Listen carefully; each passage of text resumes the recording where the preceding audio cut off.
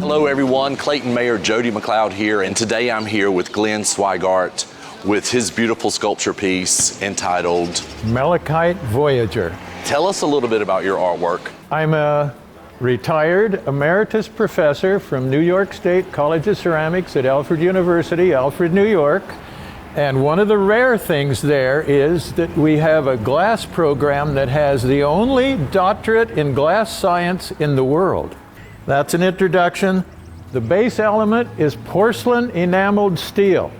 That's the same technique that's on your stoves. It's glass fired onto metal. The main stone, which is Verdis Antique, which is a metamorphic marble that comes from one place in the United States, that's Vermont. Of course, I found it in the quarry and chipped it out and polished it.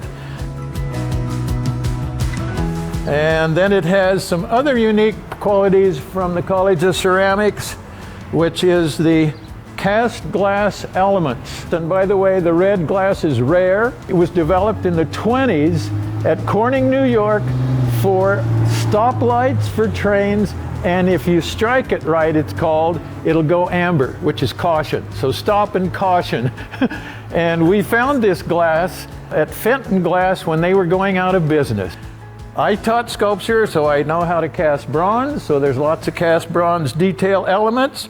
And then I was one of two Americans who was invited to go to China as a visiting sculptor to produce. I had a month to build a piece over there. I finished 2 days early, and I had in advance hired an interpreter who had a car and was a shrewd buyer. And that's how I got the malachite. I brought back about 2 tons of rare stones from China, imported down to Baltimore.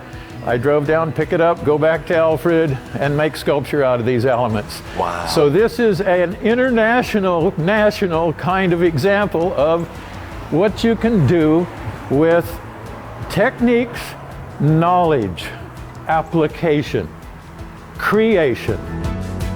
2 thumbs up.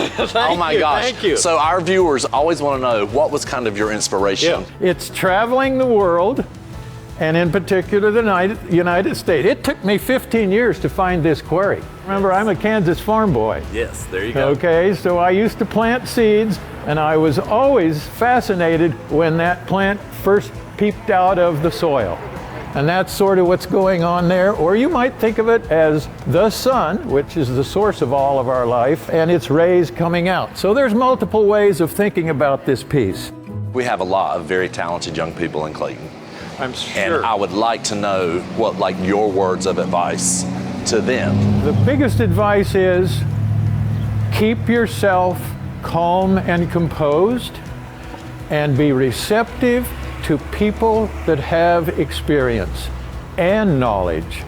You can always sort through that and pick and choose.